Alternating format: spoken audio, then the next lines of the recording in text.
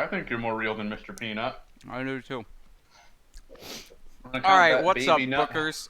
It's your boy Leopold Bloom, back again today with a big bag of popcorn. Really sticking with that Nice. intro. On the second half of Chapter 12 of James Joyce's Ulysses. So quick recap. Where we left off.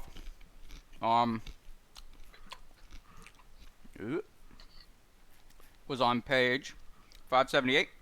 For Yep. those of you that have the same PDF as me. A unnamed narrator is recounting to an unknown character his interactions with Leopold Bloom. Which is an interesting way to tell a story. Mm-hmm. Well, one detail that kind of glossed over last time that I want to bring up is, so Leopold Bloom is hanging out with some other guys at a tavern, or pub, or whatever you want to call it. Chilling with his bros. Chilling with his bro. Well, they're not really his bros, because no one They're just actually likes people. him, right? Yeah. And Boylan makes a remark. Let me see if I can find this here.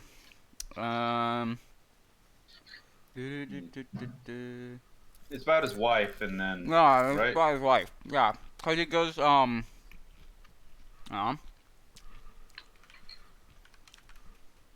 I will find it, I swear. yeah. He makes a comment about his wife, and then Bloom goes to the wife's admirers, and he's like, the admirers, and he's like, the advisors. Yeah. Damn it, I can't find it. Yeah, Everyone- yeah, so, Everyone loves Leopold Bloom's hot wife. yeah. So Boylan says, his wife's admirers. And Bloom's like, whose admirers? And then Boylan is like, wife's advisors, I mean. And I believe that they were referring to Patty Dignam's wife, who was attempting to get the life insurance money. But the slip here is that not only is Leopold Bloom's wife having an affair that Leopold Bloom is aware of, Blazes Boylan is specifically the guy that she's boinking. Yes. And Blazes is her manager. More like Blaze's boinkin. Yeah. So, yeah. So what's Jokes. funny here, right, is that like the Spark Notes or Cliff Notes. Sure. I forget which one I was reading. The Cliff Notes The schmooze. describe this as an act of heroism from Leopold Bloom. Like nothing says heroic like just being cucked and doing nothing at all about it. Look, maybe for Bloom, that's pretty impressive. He's at least looking the guy straight in the eye and going, "I will do nothing about this." Yeah, that's a real power move. Yeah. Being like, I know, and I just don't care. I mean, to be fair to him, he's having a quote-unquote affair. Yeah, but he's got the shittiest affair in the world. He just writes letters to someone. Yes. They're not even saucy. The letters are things like, what perfume do you wear?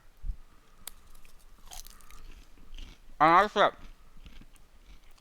also, every time I cover my mouth up with a handful of popcorn, I lose tracking for like a second. Yeah. Um, This episode gets the title of the very professional one. Oh, that reminds me.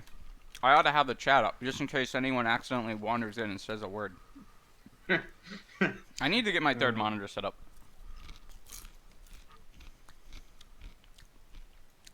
Oh. Let's stick this somewhere, Alright. I guess. So now we are at 578 for sure. Let me just close Yeah. the stuff I was looking So, at. For Bloom tries to talk about tennis. hell yeah. This is what the people want. Yeah. So they're trying to talk about a boxing match, and Bloom is trying to talk about tennis. What I mean about tennis, for example, is the agility and training the eye. And they just talk over him completely. Yes. And then they're talking about a boxing match. which cuts into a parody of the way sports journalism would describe a boxing match. Lots of war imagery. It was a which is funny. historic and a hefty battle when Myler and Percy were scheduled to don the gloves for the purse of 50 sovereigns, handicapped as he was by a lack of poundage. Dublin's pet lamb made up for it by superlative skill in ringcraft. The final bout of fireworks was a grueling... What? A grueling? Yeah. For both Yeah. champions? Yeah. Are we back at typo or divine choice? Yeah. All mistakes are divinely inspired. Mm-hmm. The welterweight sergeant major had tapped some lively claret in the previous mix-up during which Georg had been receiver general of rights and lefts. The artilleryman putting in some neat work on the pet's nose, and Myler came on looking groggy. The soldier got to business, leading off with a powerful left jab, to which the Irish gladiator retaliated by shooting out a stiff one, flush to the point of Bennett's jaw. The redcoat ducked, but the Dubliner lifted him with a left hook, the body punch being a fine one. The men came to handy grips. Myler quickly became busy and got his man under, the bout ending with the bulkier man on the ropes, Myler punishing him. The Englishman, whose right eye was nearly closed, took his quarter, where he was liberally drenched with water. And when the bell came on gamey and brimful of pluck, confident of knocking out the fistic Eblinite. So Eblin, Eblana, Uh-huh.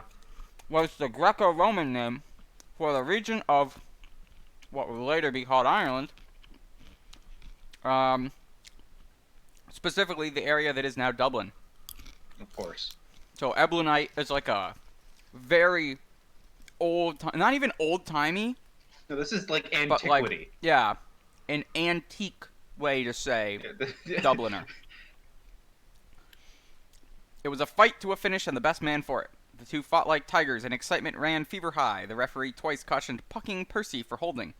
But the pet was tricky and his footwork a treat to watch. After brisk exchange of courtesies, during which a smart uppercut of the military man brought blood freely from his opponent's mouth, the lamb suddenly waded in all over the man and landed a terrific left to battling Bennett's stomach, flooring him flat. It was a knockout clean and clever. Amid tense expectation, the Portobello bruiser was being counted out when Bennett's second, Old Protz Wetstein, threw in the towel, and the Santry boy was declared victor to the frenzied cheers of the public, who broke through the ring ropes and fairly mobbed him with delight. Oh, yeah. I love that about old sports. We're like, win or lose, a riot will break out. Yeah. Um, He knows the which great thing side is- his bread is buttered, said Elf. I don't know what that means. But it's a fun phrase. yeah. I even with like how that sports writing is done, you can like hear like a sort of transatlantic clip of like Yeah. that old radio voice. Yeah. And It's good that he's making- literally impossible to read it without accidentally doing an impression of it. Yeah. And it's good that he's taken down, because even the preeminent sports writer of our time, John Boyce, has said that sports writing is just Keynesian make work for people too stupid to use a shovel.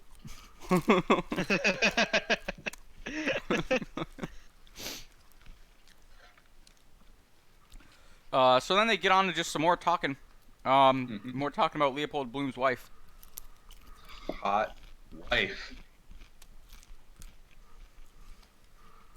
And then, I don't know what this fucking means, but, ho ho, be gob, says I to myself, says I. That explains the milk in the coconut, and absence of hair on the animal's chest. Interesting. Ah. What does it mean? What did he mean by this?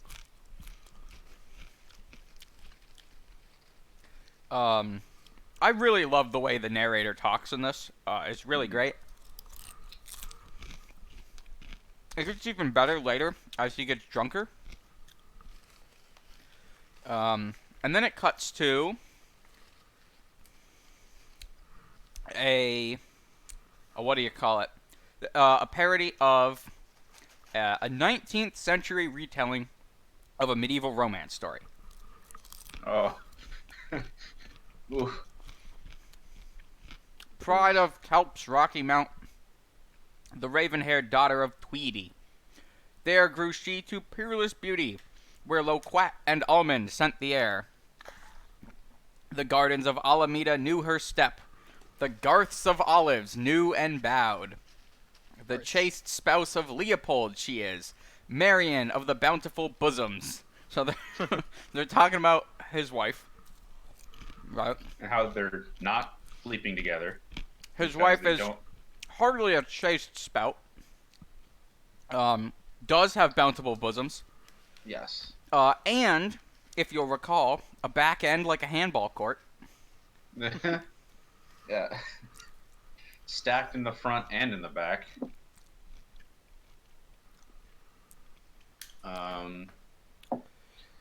Everyone just wants this hot milk, but Leopold Bloom. Yeah.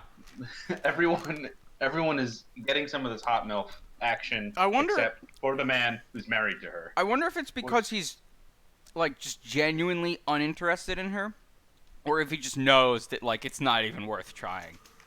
I think we get to it later in this. Later in the book. Because I was reading around and I accidentally read up some stuff about what happens in the last chapter. Wow, But spoilers. Yeah, spoilers for this 100-year-old book. It's new to me, okay? You've had plenty of time. But no, I think it's gonna be. We're gonna find out. We will find out that there was something there at once long ago. Well, they had but two they've sort kids. of fallen away from each other. They had Yeah, two they've had kids. Yeah. Um, One of them died, but they had to. Yeah, Actually, someone makes a joke about that later on in the of chapter. course. Epic. Yeah, nothing like making fun of someone for having a kid who died. Epic own. And lo, there entered one of the clan of the O'Malloys, a comely hero of white face, yet withal somewhat ruddy. His Majesty's council learned in the law, and with him the prince and heir of the noble line of Lambert. So this is Ned Lambert, the lawyer, coming in, with some riveting dialogue. Hello, Ned. Hello, Elf. Hello, Jack. Hello, Joe. God save you, says the citizen. Citizen here is the narrator. I don't really know why they call him Citizen. Like, you could have just given him a name. Jesus. No, Citizen's a different character. Is it a different character? Yeah. Oh, Citizen's the guy the narrator's talking about? Yes. This whole structure is even more confusing than normal. Yeah. So just more people are showing up. They're talking. They're talking about Breen, who is the guy who's going on with his UP Up postcard. And then they start talking about case law,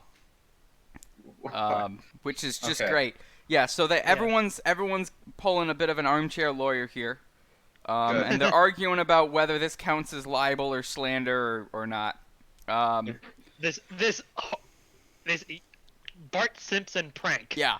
Yeah. Well, it's written, so even though it's not, it doesn't qualify as either. But since it is written, it's libel.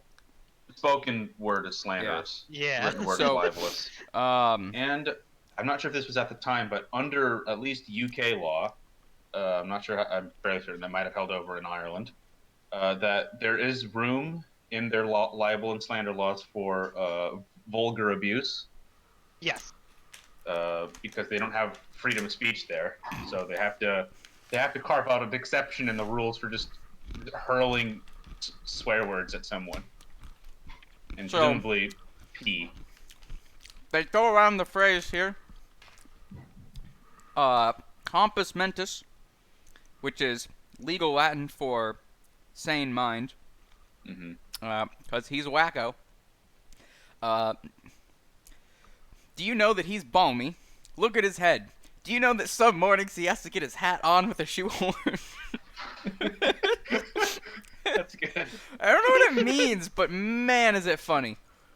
He's got a funny shaped head. I don't know if they're saying that his head's too big or that his hat's too small. Yes. Maybe a little bit of column A, a little bit of column B. And JJ Shoehorn with teeth. says, the truth of a libel is no defense to an indictment for publishing it in the eyes of the law. That is, Which I'm pretty Just sure is because it's true, it doesn't mean you can say it. I'm pretty sure is actually the exact opposite of the truth. no, in UK, again, under UK libel law, if a factual statement that is damaging can, in some circumstances, be punished as libel. Really? If it's so damaging, yeah.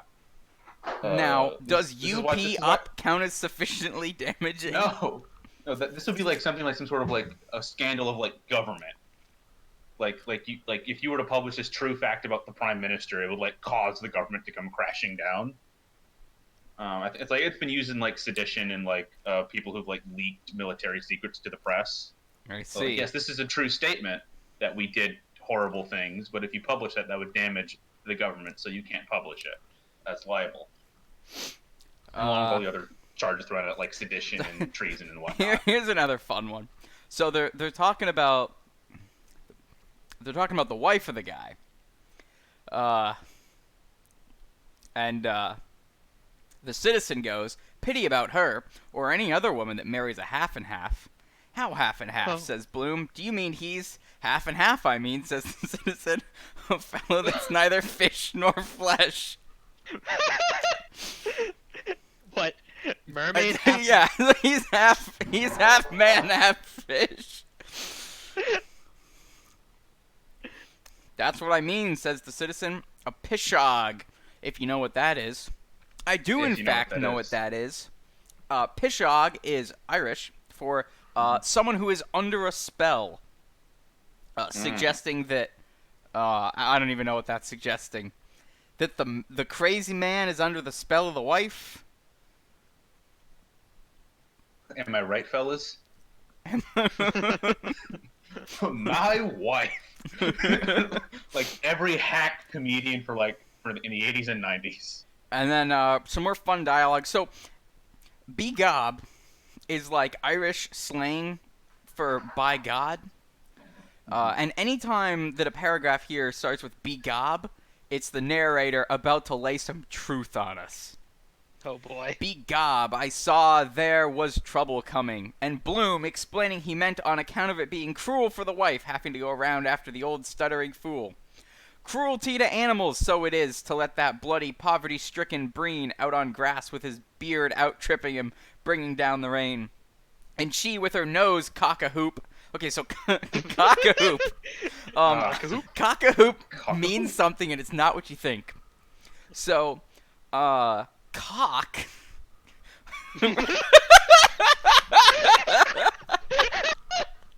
If anyone in chat, please keep that. So cock is another word for a tap, like the tap on a keg. Oh, okay. And the Right, hoop okay. refers to the top of the barrel, right? Because the barrel starts off with like the slats, and then the hoop is the metal ring that makes it into a barrel shape, holds it together. Holy shit. That's where the hoop and stick comes from. That's the hoop and the hoop and stick. No, hoop just refers to any loop of thing. It doesn't have to be the Sure. barrel one. But it could be. It could be. Yeah, I don't sure. know. If you want it to be, It's fun it'll to get worse. imagine. I Anyway, want it to be. so I'm going to accept that. cock-a-hoop, from cock on hoop, is when you take the barrel and then you pull out the tap and you put it on top of the barrel so that you can just dump out the tap if you got like dregs left or you're rinsing out or whatever. Basically nose cock-a-hoop means that they've got their nose high up in the air, meaning they're prideful. Which is just, it's such a wacky turn of speech. Anyway, and she with her nose cock-a-hoop after she married him because a cousin of his old fellows was a pew opener to the Pope. Pictures of him on the wall with his smash-all Sweeney's mustaches.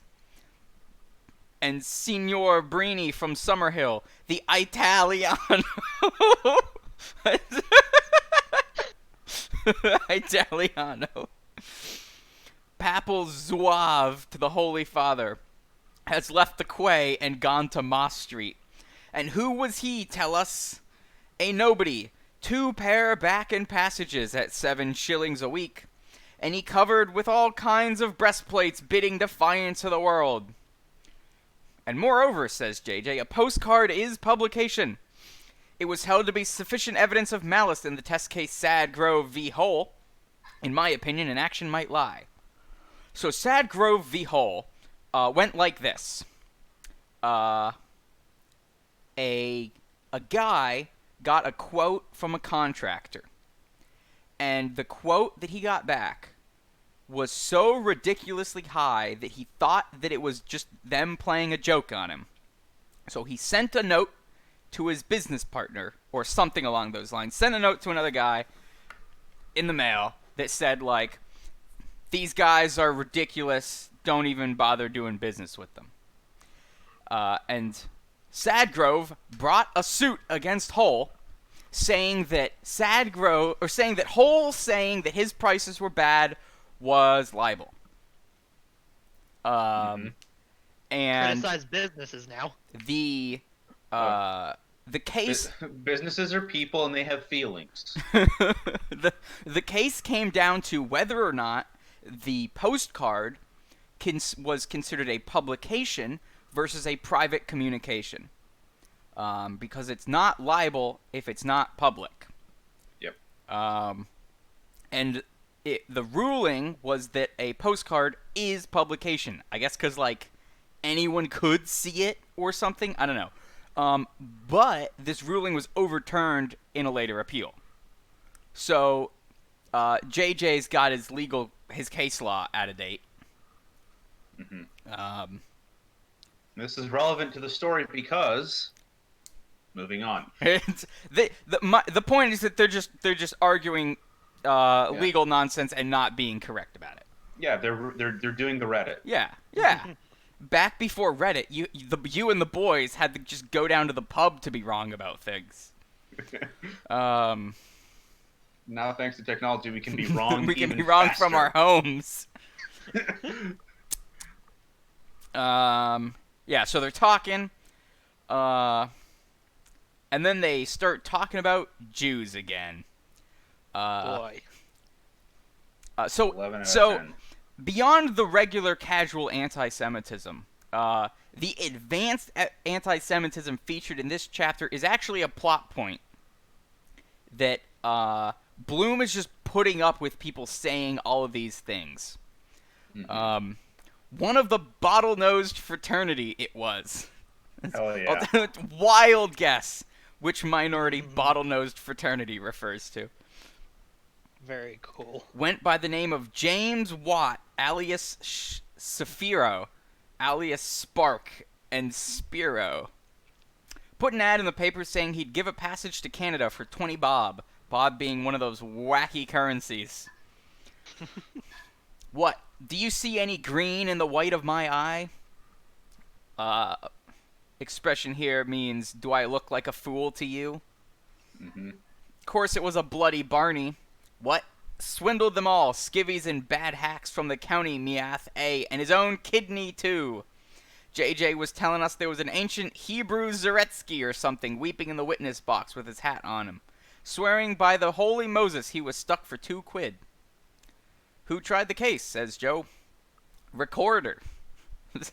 Apparently Recorder was just a nickname for, like, one of the judges. Yeah. And then just some more talking about things. Not really relevant. And then we get down to a parody of high classical Irish legend and also court trial records.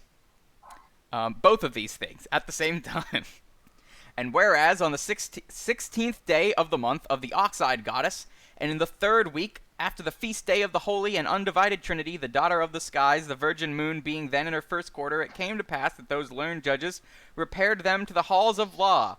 There Master Courtenay, sitting in his own chamber, gave his reed, and Master Justice Andrews, sitting without a jury in the probate court, weighed well and pondered the claim of the first chargeant upon the property in the matter of the will, propounded and final testamentary disposition in re the real and personal estate of the late lamented Jacob Hilliday, Vintner deceased versus Livingstone, an infant of unsound mind, and another.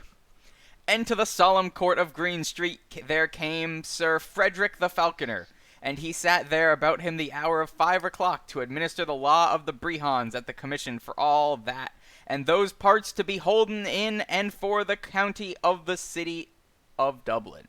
And there sat with him in high synhedrim of the 12 tribes of Er.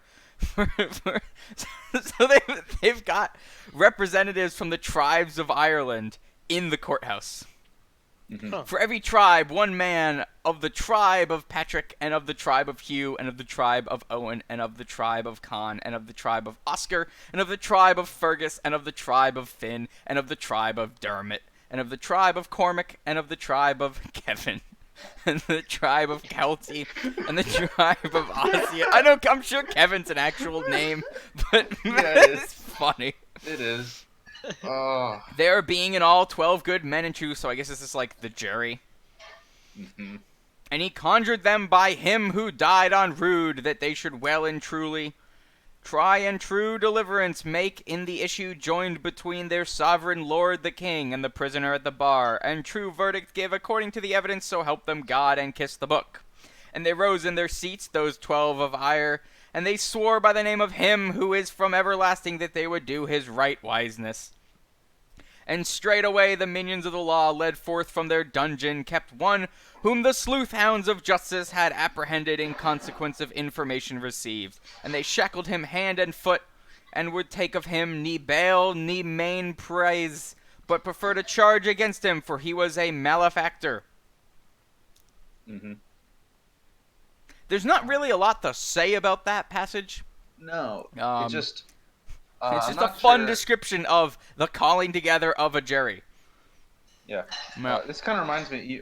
Remember? Have you guys seen that video where the Polygon boy Brian David Gilbert read all of the flavor texts in Skyrim? And you, No. this reads like some of the like lesser books or the histories of Skyrim. Like, Yeah, well, if you told me this was bad video game flavor text, I would believe you. Skyrim was written in the same sort of romantic, Asterisk.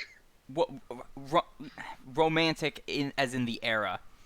Yes. Mhm. The romantic style of the classic medieval myths, right? Okay, So, kids, you can use this podcast as evidence to say that playing Skyrim is reading literature for your English video class. games are art.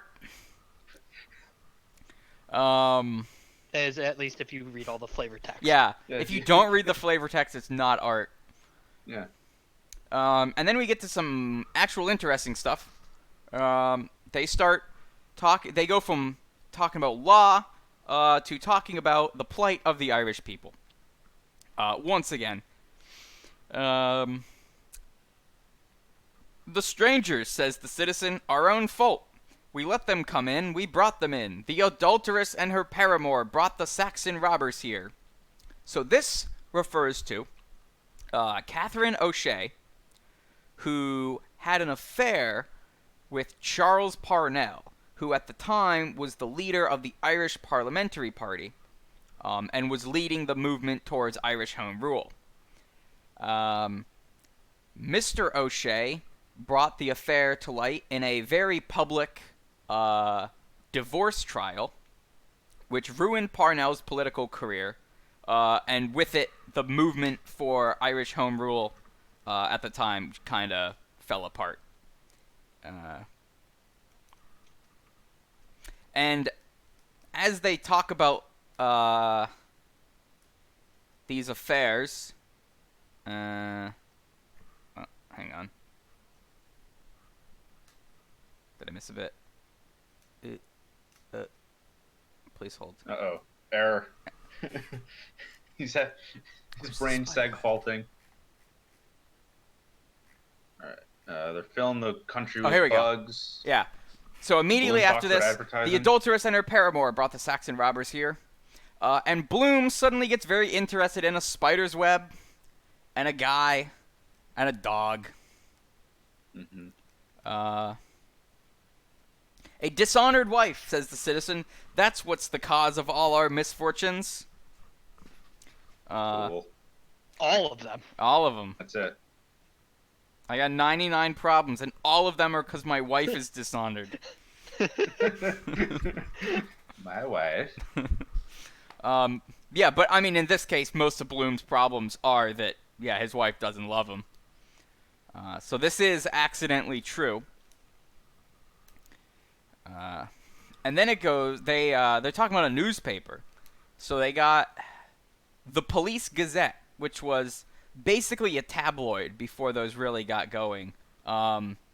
It was like mugshots and like dubiously sourced Sensationalist. stories about celebrities. Like the National Enquirer of its day. Yeah, and pictures of hot babes in as little clothing as you could have them in and still be allowed to print it. That is still a thing in England. Yeah. Their tabloids have what is known as the Page 3 Stunna with I no have R. heard of that. So it's truly depraved. Can you imagine the kind of like lows it Sad takes old man. to beat the Yeah. fuck out of your dick to a tabloid? Like, you know they sell the Playboy right next to the National Enquirer. I don't know. I Anyway, guess this was so they've, yeah. And diseased what was it? island. Only one of the smutty Yankee pictures Terry borrows off of Corny Keller. Secrets for enlarging your private parts. I'm glad to know that Somebody. the ads for dick pills are They're not that just a old. modern contrivance. constant in the universe. Yeah. The universe will have ripped itself to shreds and be like just in pure heat death, and to be able to make out the faint and the afterglow of the universe. Dear sir, please click your Dear sir or ma'am. fantastic opportunity for you. Enhance your love life with one weird trick they don't want you to know about. Click here now. Yeah. And then we've got a parody of medieval romances and Irish legend. O'Nolan, clad in shining armor, low bending, made obeisance to the puissant and high and mighty chief of all Erin, and did him to wit of that which had befallen, how that the grave elders of his most obedient city, second of the realm, had met them in the Thalsel. Someone Google that word for me. A falsel? Thalsel. And there, after due prayers to the gods who dwell in ether supernal, had taken solemn counsel whereby they might, if so be it might be, bring once more into honor among mortal men the winged speech of the sea-divided gale. A falsel was the traditional name for a local / municipal / administrative building used to collect tolls and taxes. I see. Yeah, it's the tax house and other minor administrative work Like your city hall, basically. of a sort. Like it's the troll toll. Yeah. You go in there, you pay the troll toll, and you do paperwork for. Oh, like, it's like import, it's the export stuff. DMV. It's the DMV. Yeah. Yeah, you do minor the administrative DMV. paperwork. Here's a fun pun. So JJ puts in a word doing the toff about one story was good till you heard another, and blinking facts and the Nelson policy, putting your blind eye to the telescope, and drawing up a bill of attainder to impeach a nation, and Bloom trying to back him up, moderation and botheration, and their colonies and their civilization. Their civilization, you mean, says the citizen. Nice. Got him! Sorry, a joke you would make. Yeah, but this one's far clever than anything we'd come up with. Oh, for sure. To hell with them. The curse of a good-for-nothing god lights sideways on the bloody, thick-lugged sons of horrors gets. No music and no art and no literature worthy of the name. Any civilization they have, they stole from us. Tongue-tied sons of bastards' ghosts. And then he's talking about how they're not even real Europeans. They're not. They're not. You wouldn't see a trace of them or their language anywhere in Europe except in a cabinet d'essence, which is French for shitter.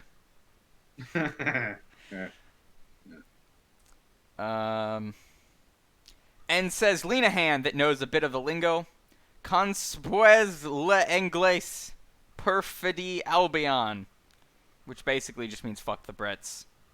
Yeah. Yeah. Specifically, it's like, wait, I think I have a translation written here. It's basically, down with the English, England lies. Mm-hmm. That's just a true statement. Yeah. Forever and always.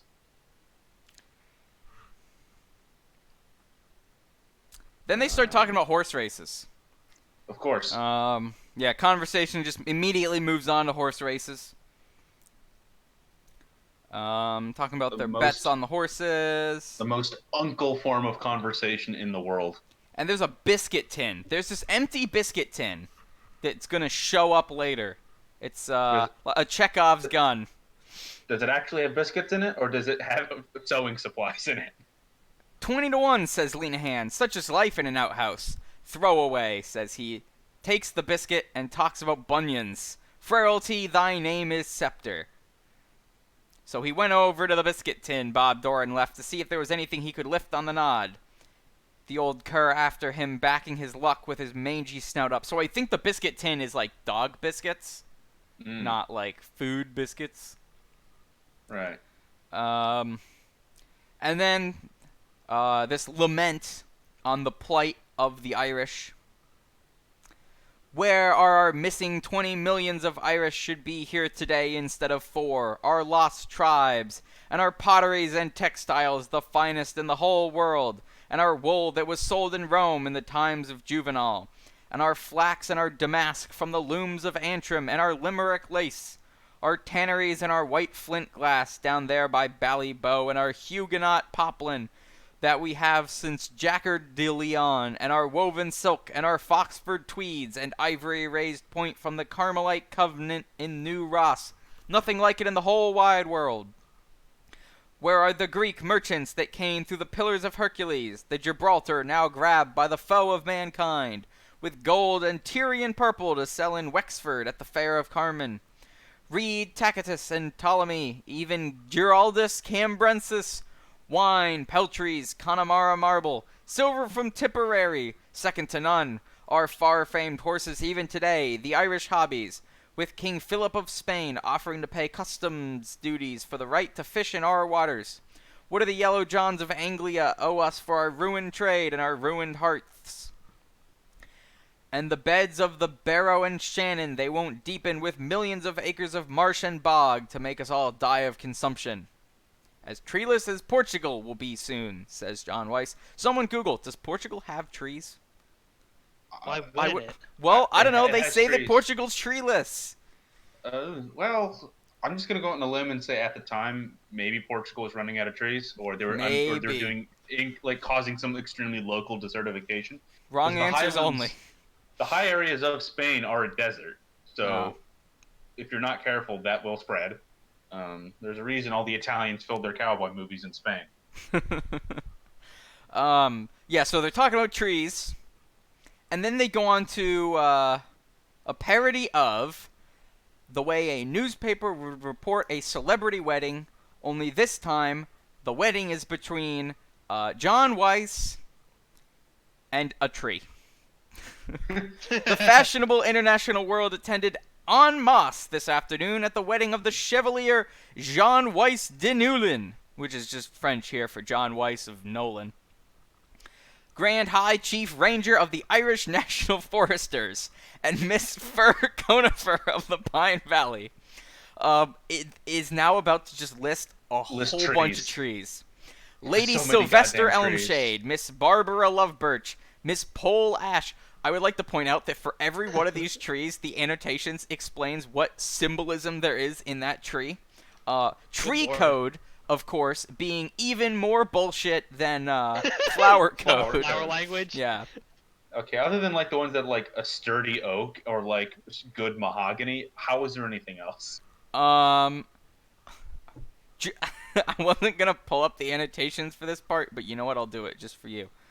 Thank you. Annotations. We got page. Starts on 344. Trees. Trees. Trees. Trees. Trees. Trees. Trees. Trees. Trees. Trees. Trees. Here we go. Birch stands for meekness. Pine stands for philosophy. Elmshade signifies dignity. Canebrake, significance unknown. Yeah, because it's just a dumb tree. Holly means foresight, and hazel means reconciliation. Yeah, Sure. Okay. there you go. Anyway, I'm not going to read all of the trees. I'll spare you that. But yeah, this fantastic wedding between a guy and a tree, which is funny. And then here's a thing for you. We had our trade with Spain and the French and with the Flemings before those mongrels were pupped. Spanish ale in Galway, the wine bark on the wine dark waterway. If you'll recall, Wine Dark Sea is the opening to the Iliad. Because the Greeks did not have a word for blue. Yeah. Honestly, they weren't missing out on much.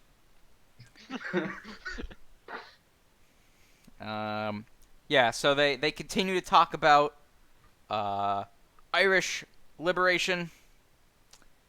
Anything else of note? They move on to talking shit about the English military.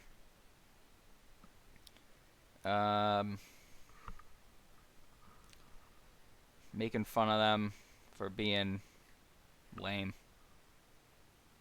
Got him. Got 'em. A lot of Yeah. deadwood dicks in slouch hats, and they firing at Sambo strung up in a tree with his tongue out and a bonfire under him. So Deadwood Dick was a character from a series of popular American Western dime novels, who was like a Robin Hood-esque desperado kind of guy.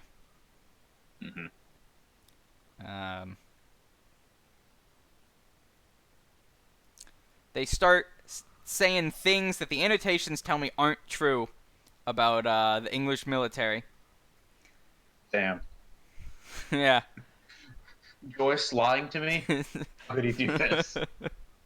Are these like obvious lies in the annotations pointing out for the benefit of the modern reader who might not know? Yeah. A rump and dozen, says the citizen, was what that old ruffian Sir John Beresford called it. But the modern God's Englishman calls it caning on the breech. So a rump and dozen does not mean that. A rump and dozen means literally like some meat, like a dozen ribs and a rump. A rump. Was a common bet. It was a wager. People would say, "I bet you a rump and dozen," meaning the winner buys a nice meal for the next person. It is not when you tie someone to a cannon and then beat the shit out of them. Yeah. So it's like, no, that's just untrue. There's your glorious British Navy, says the citizen that bosses the earth.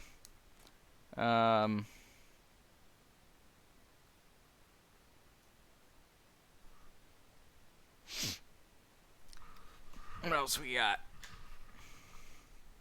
No, they continue to talk about the Navy and the 599. Empire, but where the sun never Oh, yeah. sets. Yeah, And then somebody does the funny, and then which the sun never rises. Yeah. Got him. On which the sun never rises.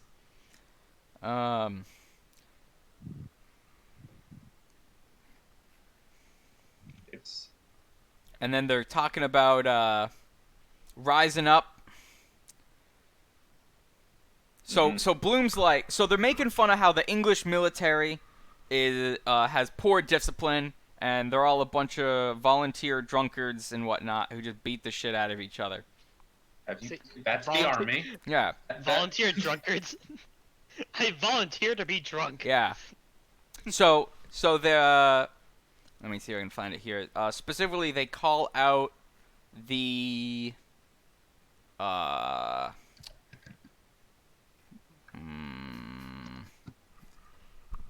them like the yeoman somethings, which was it was basically a volunteer retinue that would meet up once a year and train for 2 weeks in archery and horse riding. That's when you have your like, who's the guy in Crusader Kings that you can have the trained troops? That's your marshal. The right? marshal. Yes. But really, like, these were just a bunch of dudes. It was like they weren't actually like enlisted. It was just like the boys once a year would just get together, get drunk, ride their horses around, and shoot their bows and arrows.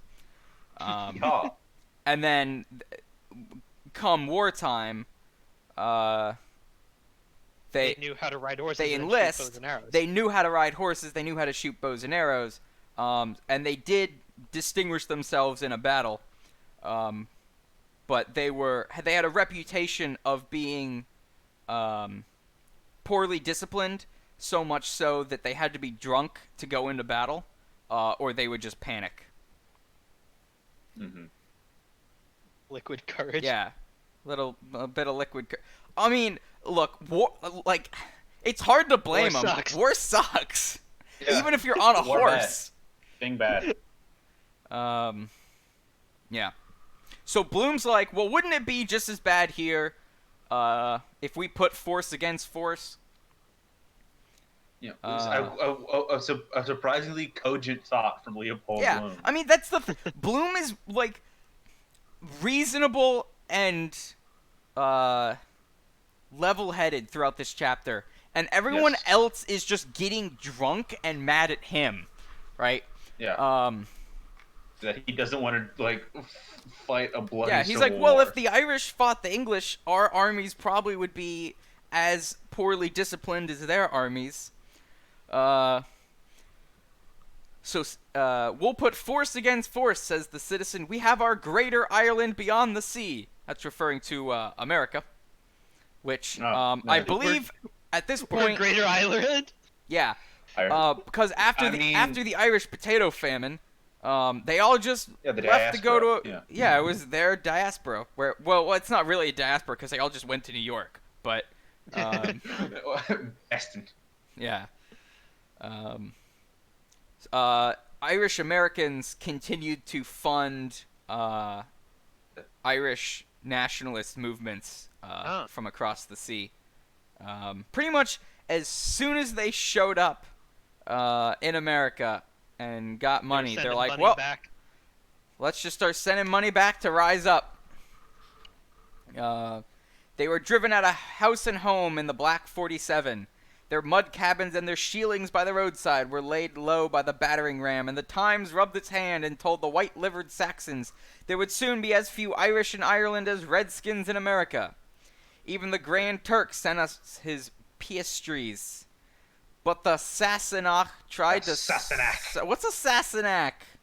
It is slang for England. Gotcha. It is a derisive term for the English, because I think Sassenach is like either Scots or Celtic for Southerner, and because England is to the south of Scotland. It's not that much south. North, like, look. Why don't you call them Easterners? No, it's Scottish. Sassenach is Scottish. Ah, gotcha. It's sort of the Scots call the English Sassenachs, and the English call the Scots free labor. Free real estate. Free real but the estate, Sassenach tried to starve the nation at home while the land was full of crops that the British hyenas bought and sold in Rio de Janeiro. Aye, they drove out the peasants in hordes.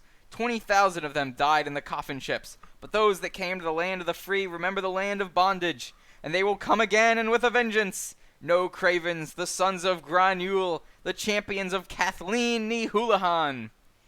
Perfectly true, says Bloom, but my point was, and he just cuts him off.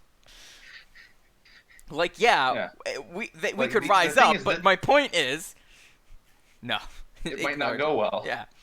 The thing is, from what I remember of my histories, the stuff here is mostly true, minus a few bit of exuberances. Yeah, Times of London did run articles gleefully like starving the Irish out. Yeah. So the Irish potato famine was actually manufactured. It was the English famine, and the English just took all the food from the Irish. Yep. Yeah, the Irish were not the ones that were experiencing crop failures. Anyway, we fought for the royal Stuarts that reneged against us against the Williamites. So they go on and they just talk about times that the Irish fought for the English and then got nothing out of it, which was many times.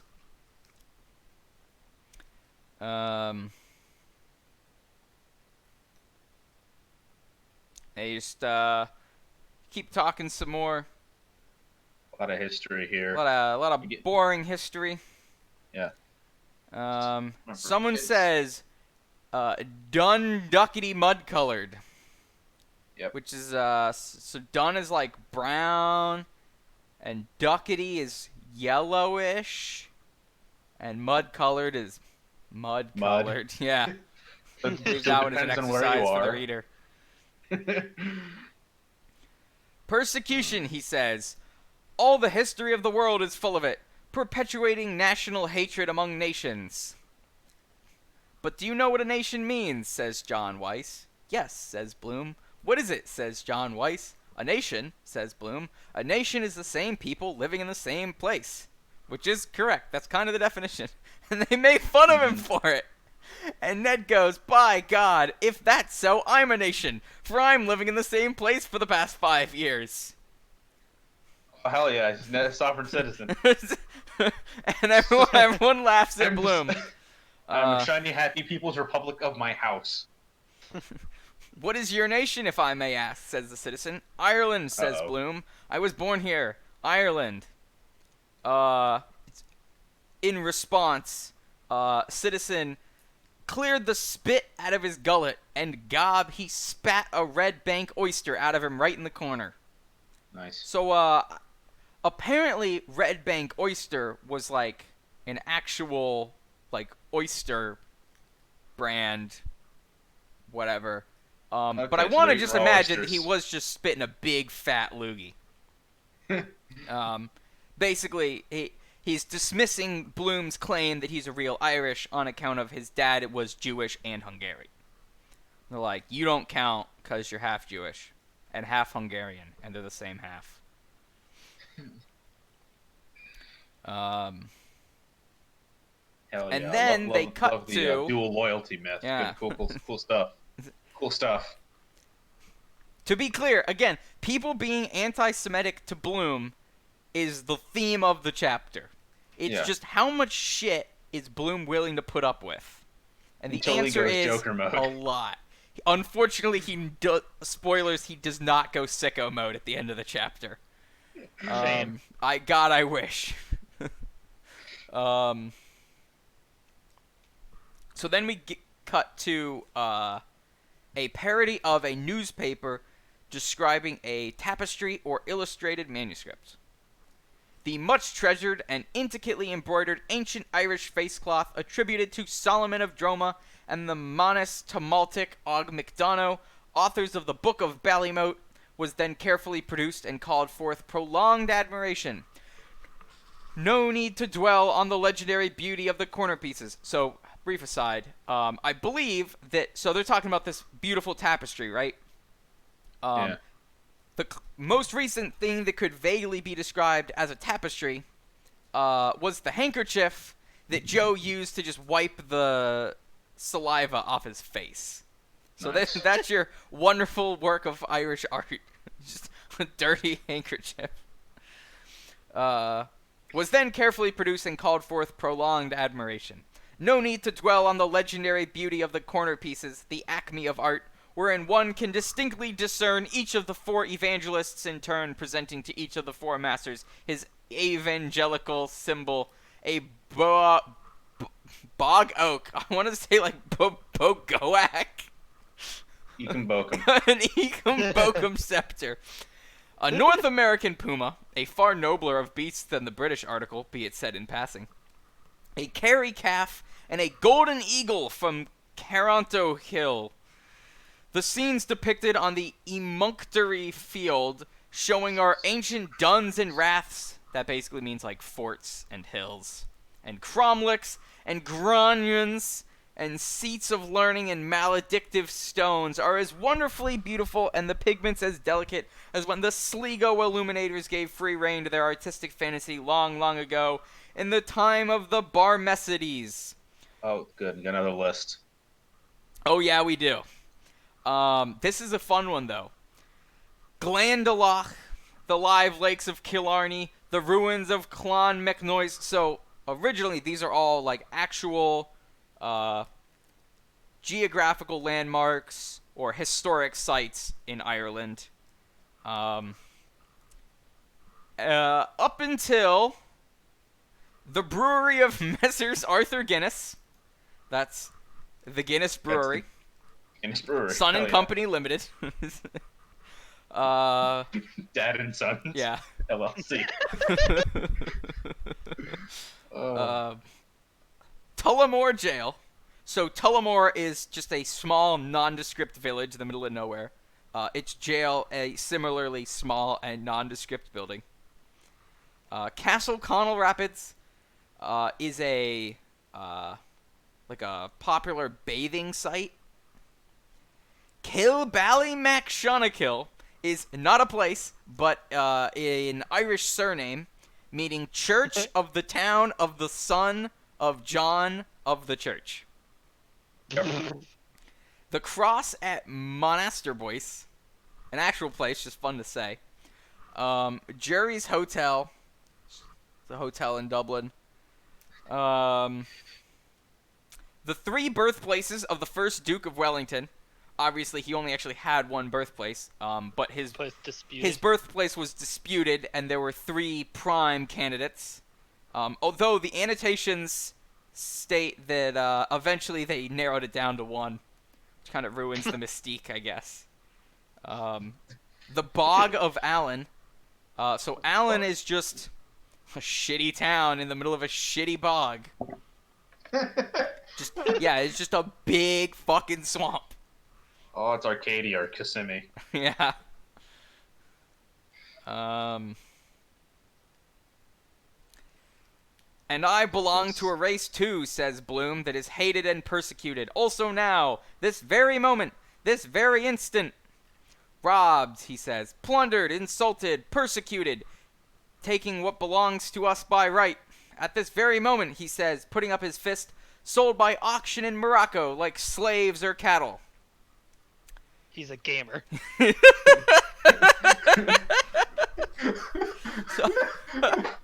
So this is we need a gamer for president. We do. This is where Bloom finally stands up for himself a little bit. A little bit. A little bit. So at the time this was written, Jews were not actually sold like slaves in or cattle in Morocco. So they were just it was up the river in Algiers.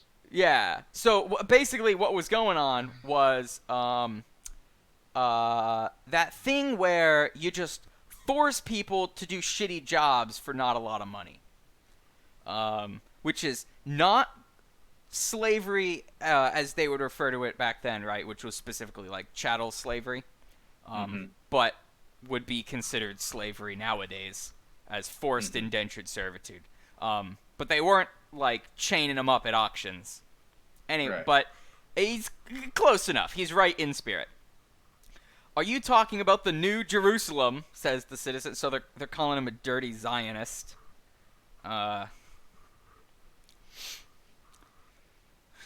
Cool. the narrator describes Bloom as old lardy face. Like, why are you so mean to this guy? But then, like, he comes about to standing up to the business end of a gun. It's like, everyone in this bar is drunk and hating him. And he's like, you know what? Now that they're all kind of drunk and would be willing to fight me, now's when I will stand up. Yeah. Because remember, And then he falls over. Bloom doesn't drink. Right. He's a boring-ass teetotaler. So everyone else is getting drunk, and he is not.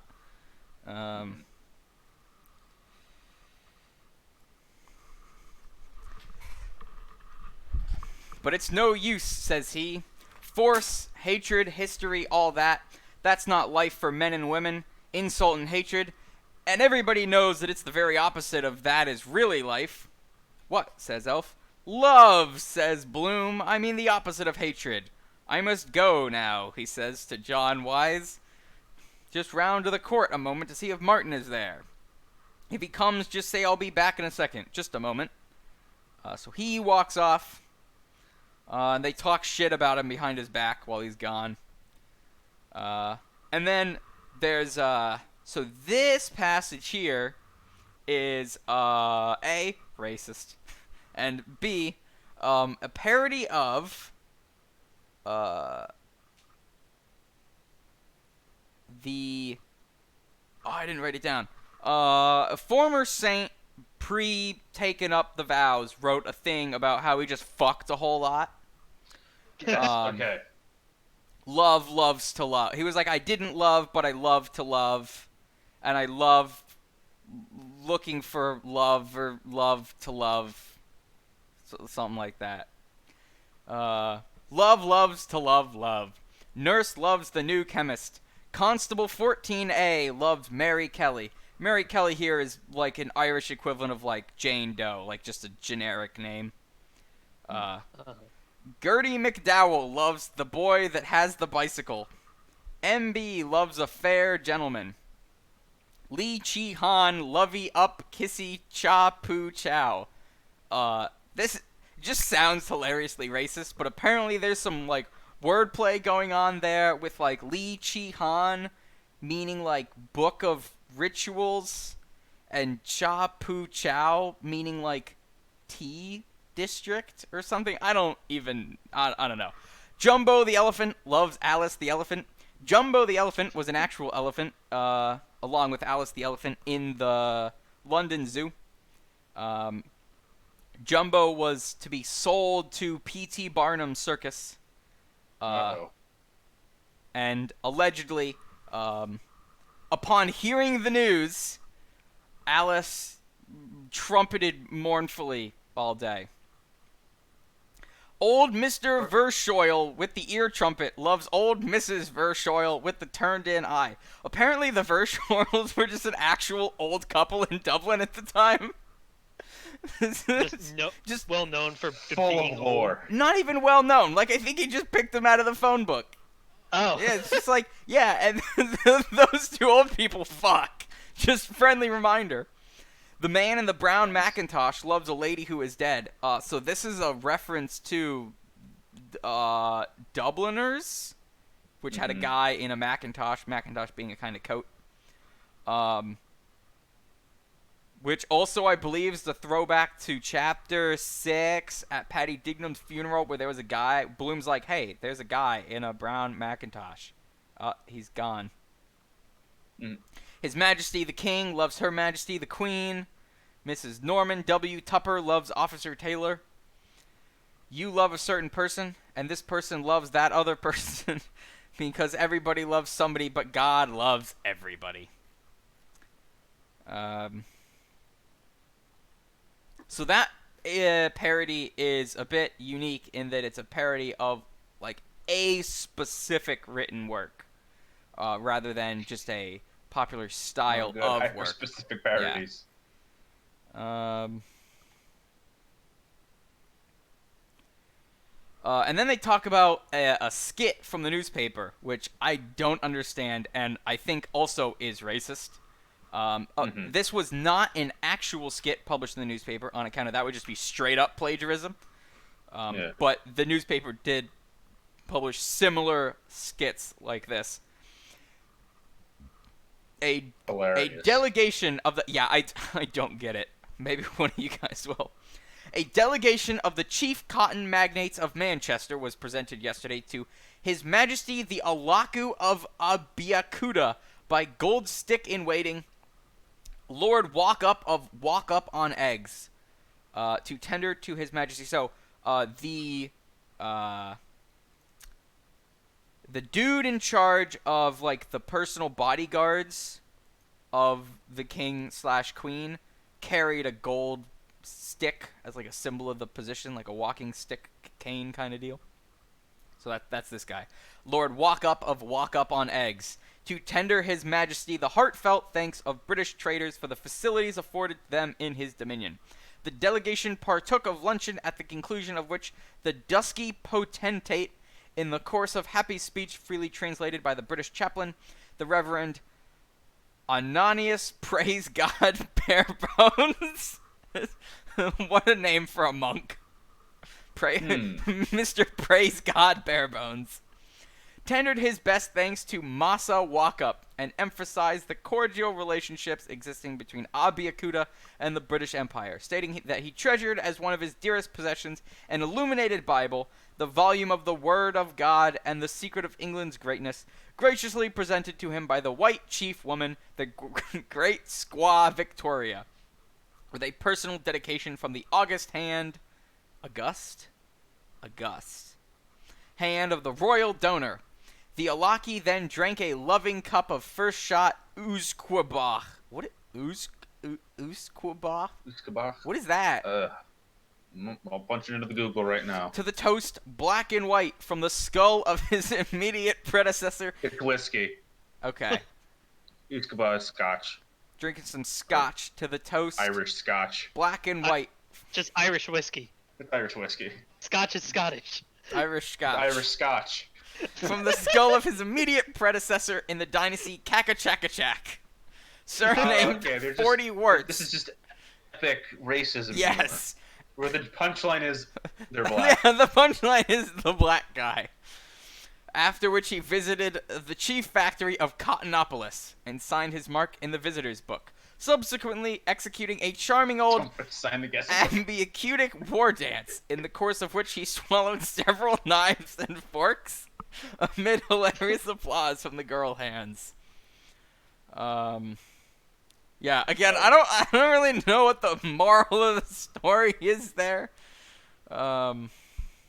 It's been a nice detour into some vintage racism. If you think that's vintage racism, we're coming up on some real vintage racism. So there's just some. Do they drop the hard R? I think they have already in the book a couple of times, but can they go for the hat trick? Unfortunately, no. Hang on, let me find this here. 608. Oh, I just glanced down and saw Belgians in the Congo Free State, so that's not good. Oh boy. Oh no. Yeah. King Leopold's ghost isn't quite there yet. Actually, they are genuinely discussing the condition of the people in the Belgian Congo. Raping the women and girls and flogging the natives on the belly to squeeze all the red rubber they can out of them. That's when they're being nice. Yeah. So white-eyed Kafir. Is it that white-eyed Kafir, says the citizen, that never backed the horse in anger in his life? Okay, so let me pull up a picture of this dude. Get ready for this. Will it get the stream banned? No. Okay. So white-eyed Kafir, actual name G.H. Churgwin, was a British comedian, singer, and instrumentalist who went by White-Eyed Kafir. Oh, he's in blackface. Oh man, is he in blackface? It's a minstrel show. He's a minstrel. He's doing minstrelry. Damn it. I see. Get in there. Fuck. It won't let me, what the fuck? It won't let me drag the fucking picture into OBS. Come here. It's minstrelry. It's so cool. Image. Desktop.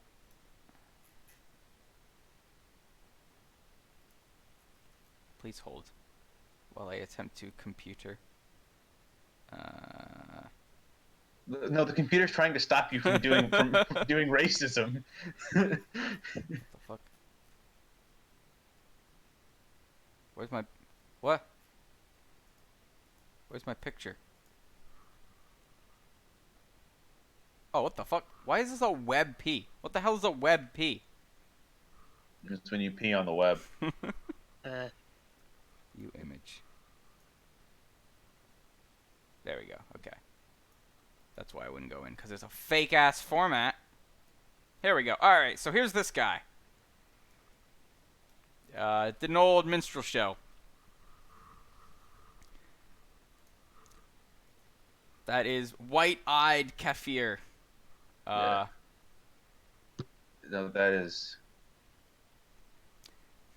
It's, It reminds me of the, one of those half black, half white aliens from Star Trek. I mean, half black, half white, and, like, literally Face split paint. down the middle. yeah. Yes. That's what we would call a yikes nowadays. He's from fucking Cornwall. He's fucking Cornish. Oh. God. I love the past. The past was so cool. Yeah. And then we got here's some fantastic dialogue from the narrator here. Goodbye, Ireland. I'm going to Gort. So Gort is a little village on the west coast of Ireland. The expression normally is goodbye, Dublin. I'm going to Gort. So I just went round the back of the yard to pump ship and be gob, 100 shillings to 5, while I was letting off my throwaway 22. Letting off my load, gob, says I to myself. I knew he was uneasy in his 2 pints off of Joe and 1 in Slattery's off. In his mind to get off the mark to 100 shillings is 5 quid. Someone write that down. That's good lore. And when they came, they were in the Dark Horse. Pisser, Burke was telling me card party and letting on the child was sick. Gob must have done about a gallon. Flabby arse of a wife speaking down the tube. She's better or she's ow. All a plan so he could vamoose with the pool if he won, or Jesus, full up I was. Trading without a license, ow. Ireland my nation, says he. Huik, futuk. Never be up to those bloody, there's the last of it. Jerusalem. Ah, cuckoos. So, What?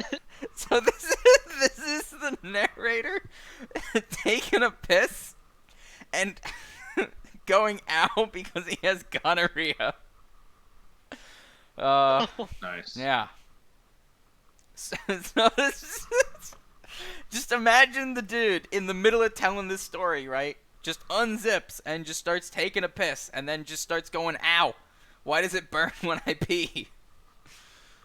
Like, go to the bathroom, or... Like, is he just... No, he's like out behind the tavern. Oh, So I they're went just round shooting the back shit of the behind yard bar. to pump ship. Yeah, he's just gone out back to take a piss. So anyhow, when I got back, they were at it. Yeah, so he's saying that he left the pub while they were talking, took a piss, and then Right. came back. So anyhow, when I got back, they were at it ding dong. John Weiss saying it was Bloom. Gave the ideas for Sin Fine to Griffith to put in his paper all kinds of gerrymandering, packed juries, and swindling the taxes off the government. So they're talking shit about Bloom. Well, he's gone off for a little bit of an errand. Mr. Bloom with his argle bargle. Foo-for-ah. Hey, diddy. Apparently, Rhubarb. apparently, argle is an Irish word. Huh. Yeah. Fun. Oh yeah. Also some what was this here? Something about prussic acid. Yeah. And his old fellow before him, perpetuating frauds. Old Methuselah Bloom. Methuselah, I guess, is a corruption of Methuselah, that old guy from the Bible, the one who lived like 969 days. That poisoned himself with the prussic acid after he swamping the country with his baubles and his penny diamond. So I think they're talking about Bloom's dad. I'm not really sure. Wasn't actually prussic acid. It was aconite. the annotations point out, whatever the hell the difference there is. And then they leave the bar, which cuts into a parody of, once again, 19th century retellings of medieval romance. This one is in like a Canterbury Tales sort of group of guys on a quest. Only it's just them leaving the pub. Sure enough, the castle car drove up with Martin on it and Jack Power with him and a fellow named Crofton, pensioner out of the Collector General's, and Orange Man Blackburn does have on the registration, and he drawing his pay or Crawford gallivanting around the country at the king's expense. Our travelers reached the rustic hotellery and alighted from their palfreys. "Ho, varlet!" cried he, who by his mien seemed the leader of the party. "Saucy knave, to us!" So saying, he loudly locked with his sword hilt upon the open lattice. Mine host came forth at the summons, girding him with his tabard. "Give you good den, my masters," said he with an obsequious bow. "Bestir thyself, sirrah," cried he who had knocked. "Look to our steeds, and for ourselves give us of your best, i'faith. We need it." "Lack-a-day, good masters," said the host. "My poor house has but a bare larder. I know not what to offer your lordships." "How now, fellow," cried the second of the party, a man of pleasant countenance. "So servest thou the king's messengers, Master Tapton?" An instantaneous change overspread the landlord's visage. "Cry you mercy, gentlemen," he said humbly. "An you be the king's messengers, God shield his majesty, you shall not want for aught. The king's friends, God bless his majesty, shall not go a-fasting in my house, I warrant me." "Then about," cried the traveller who had not spoken, a lusty trencherman by his aspect, "hast aught to give us?" Mine host bowed again as he made answer. "What say you, good masters, to a squab pigeon pasty, some collops of venison, a saddle of veal, Wigeon with a crisp hog's bacon, a boar's head with pistachios, a basin of jelly custard, a medley tansy, and a flagon of old Rhenish?" "Gadzooks," cried the last speaker, "that likes me well. Pistachios!" "Aha!" cried he of the pleasant countenance, "a poor house and a bare larder, quotha! 'Tis a merry rogue." So he's like, "And you said your larder was empty, you rogue." So in comes Martin asking where was Bloom. So remember, Bloom was like, "I'm gonna go look for Martin. If Martin comes back before I get back, tell him that I left and I'll be back." "Where is he?" says Lena Han. "Defrauding widows and orphans." So that's what they think about Bloom. "Isn't that a fact?" says John Wise. "What I was telling the citizen about Bloom and the Sinn Fein." So it just strikes me as odd that, like, Bloom just really does just hang out with a bunch of people who do not care for him at all. "Isn't that a fact?" says John Wise. "What I was telling the citizen about Bloom and the Sinn Fein." "That's so," says Martin. "Or so they allege. Who made those allegations?"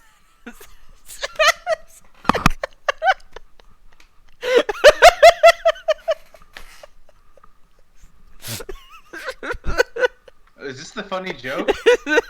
Yeah. Was this the joke that broke you? "Who made those allegations?" said Elf. "I," says Joe. "I'm the alligator."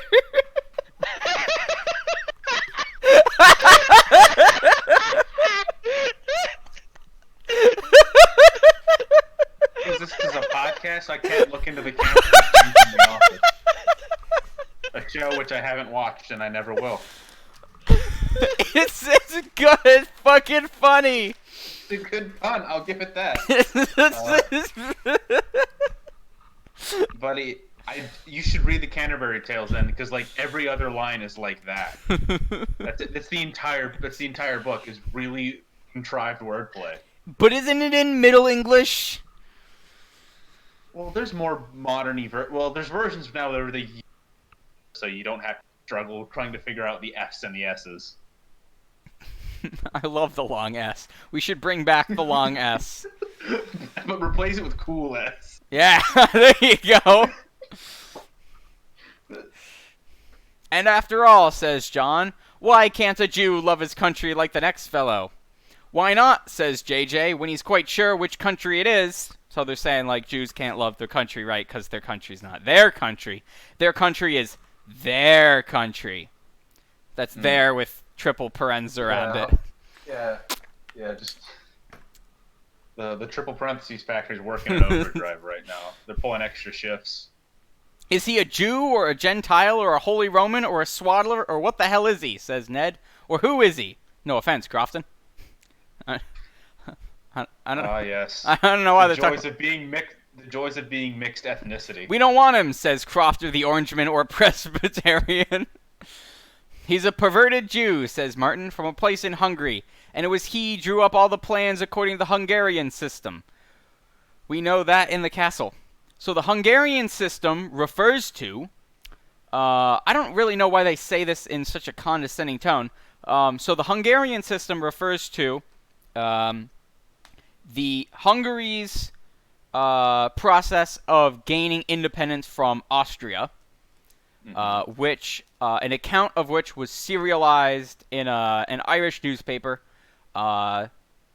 intended to serve as like an inspiration and a guide for how Ireland could get their own independence.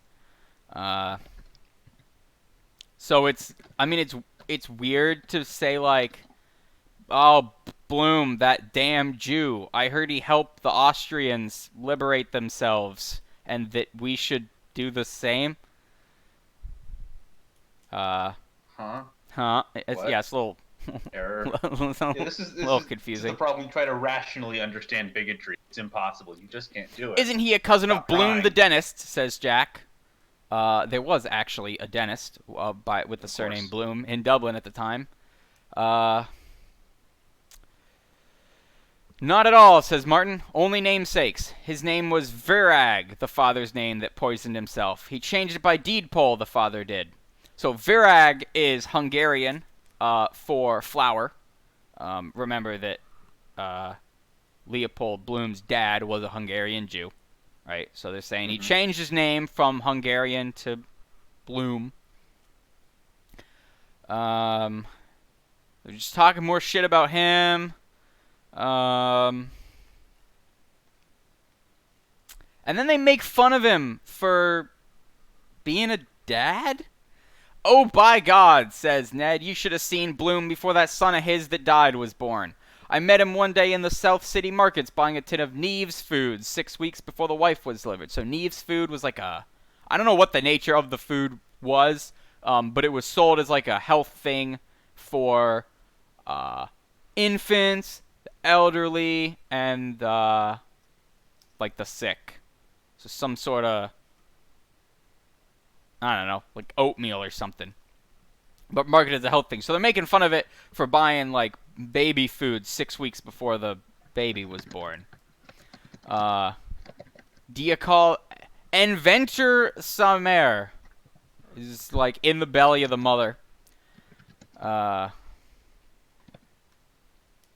Do you call that a man? Says the citizen. I wonder, did he ever put it out of sight? Says Joe. Well, there were 2 children born anyhow, says Jack Power.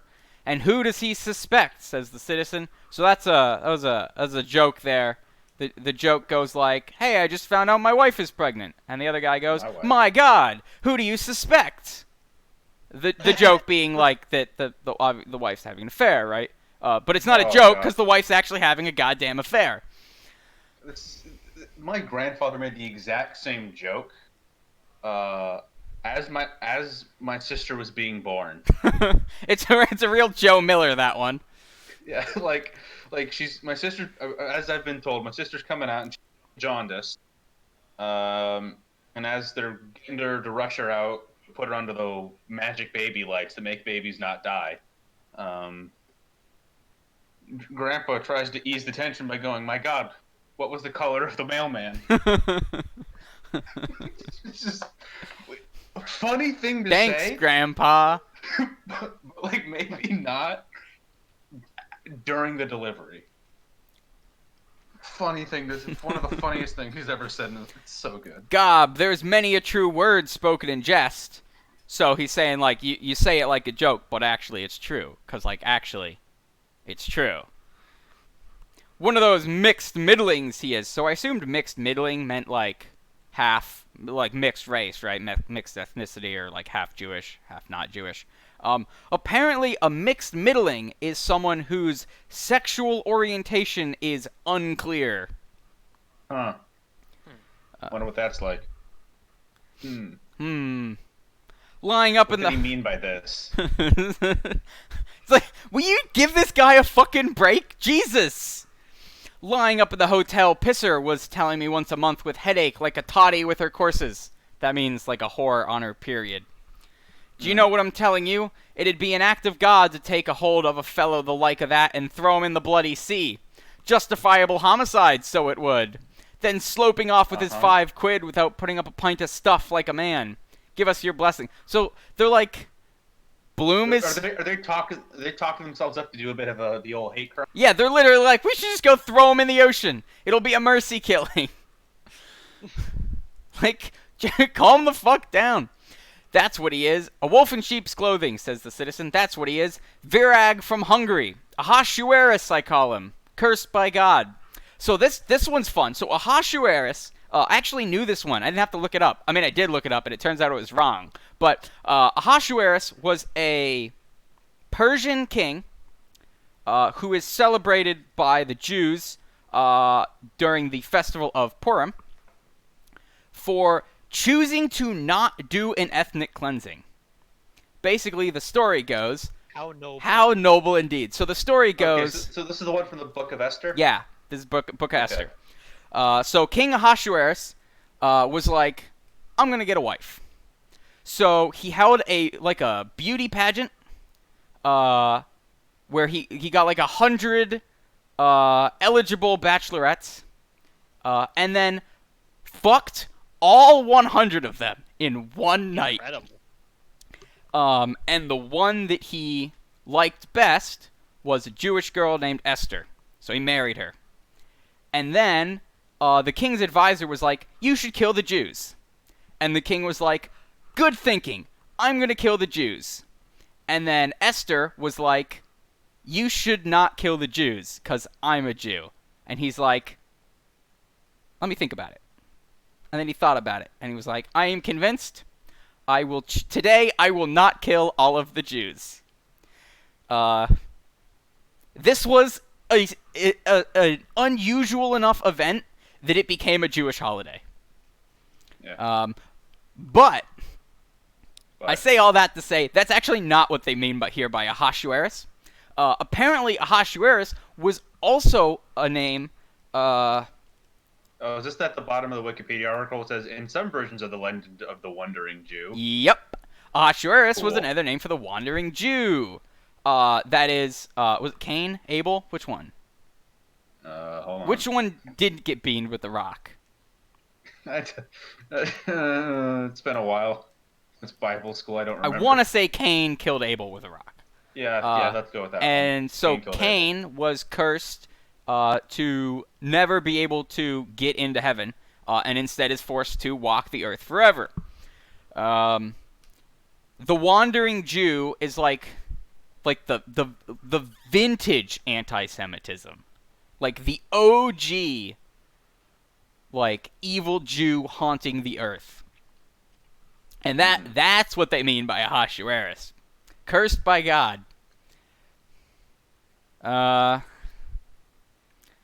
And then they get on to... So they have a drink. Or no, they go to like... So they went from like a tavern to... like, I guess another tavern that's got better food. And now they're going to another one that's got better booze again. So they're just bar hopping. And they do a parody of the way that a church newspaper would recount the celebrations of a holiday, specifically a procession between temples. I'm not going to read this one. It's boring. Okay. It's not funny. I read all of the annotations. There's no hidden joke here. this listing things. all of these are just actual convents and orderhoods of monks and whatnot. And then all of these are just actual saints, except Saint Anonymous, Saint Eponymous, Saint Pseudonymous, Saint Homonymous, Saint Paronymus, and Saint Synonymous. Those ones aren't real. All of these other ones are just actual normal saints. Saint Ursula with 11,000 virgins. And all came with nimbi and aureoles and gloria, bearing palms and harps and swords and olive crowns and robes whereon woven the blessed symbols of their efficacies, inkhorns, arrows, loaves, cruces, fetters, axes, blah, blah, blah, fucking blah. Boxes of Vaseline. Actually, I will read this one. This one's kind of funny. So, originally, these are like symbols of faith. Inkhorns, arrows, loaves, cruces, fetters, axes, trees, bridges, babes in a bathtub. And then you get into nonsense: shells, wallets, shears, keys, dragons, lilies, buckshot, beards, hogs, lamps, bellows, beehives, soup ladles, stars, snakes, anvils, boxes of Vaseline, bells, crutches, forceps, stag's horns, watertight boots, hawks, millstones, eyes on a dish, wax candles, aspergills, unicorns.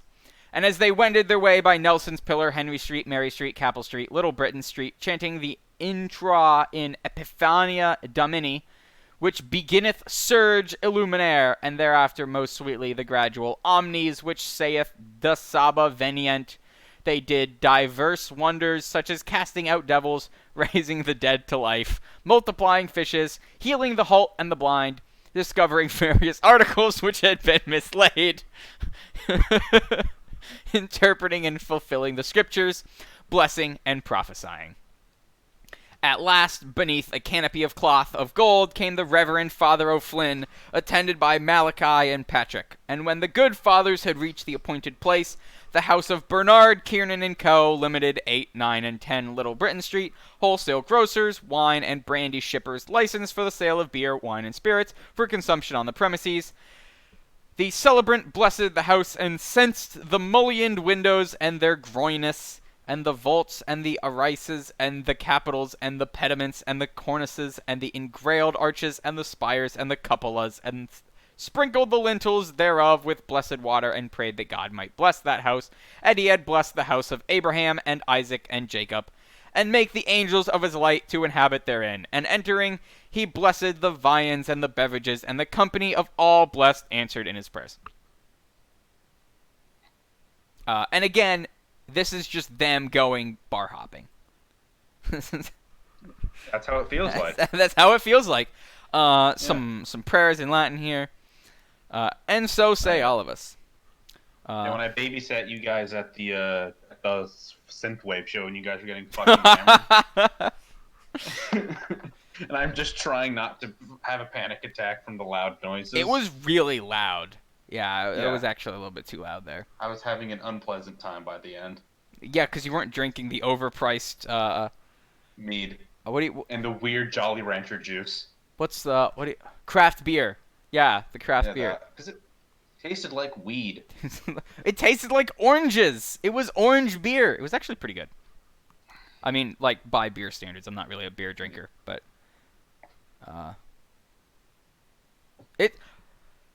I understand why Quarters went out of business. Because for a barcade, they had neither good drinks nor good arcade games. Yeah.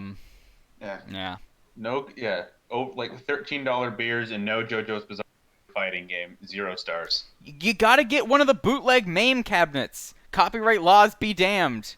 Street Fighter's public domain by now, right? Street Fighter, which one? Street Fighter 2. That's the part where you go, which one? There's so many. On account of there's like 30 Street Fighter 2s. Yeah, just get a MAME and just stick some ROMs on there. Nobody gives a shit. Like, Capcom doesn't give a shit. But also, like, why do you not serve liquor? I was actually thinking about just going across the street to what do you call it? Off the tracks? On the tracks? Yeah, window pizza. And just off the tracks. Getting some actual booze instead of paying like $8 a beer. Yeah. bars downtown go. I prefer Chumley's because they got a sweet outdoor area in the back, and it's right by the railroad tracks too. So every time the train goes by, it's $1 shots. Nice. Can't wait for the plague to be over so we can go God. go to bars. All right, where was I? Begging pardons. Oh yeah, I should Bloody recall dogs. that Milk the white annotations dolphins. spend about like 8 pages just going through each of these saints and orders of monks, and I read all of it and was like, literally all of these aren't funny, they're just actual saints. Got the prayer. Knowledge is its own reward, I guess. Courthouse, my eye, and your pockets hanging down with gold and silver. Mean, bloody scut, stand us a drink itself. Devil a sweet fear, there's a Jew for you. All for number 1, cute as a shithouse rat, 100 to 5. I don't know what that means. And then the dog wakes assumed- up again. Yeah. And then there is a parody of 19th century romanticism. The milk-white dolphin tossed his mane, and rising in the golden poop, the helmsman spread the bellying sail upon the wind and stood off forward with all sail set. The spinnaker to larboard. What's a larboard? Is that supposed to be Okay. starboard, or is larboard an actual nautical thing? Hey, Avery! Hold on, I'm Googling it. Ah, it's port. No, larboard. Larboard means port. Yeah. For Middle English, larboard referring to the side of the ship on which the cargo was loaded. We should Change- go back to larboard and starboard, make it more confusing.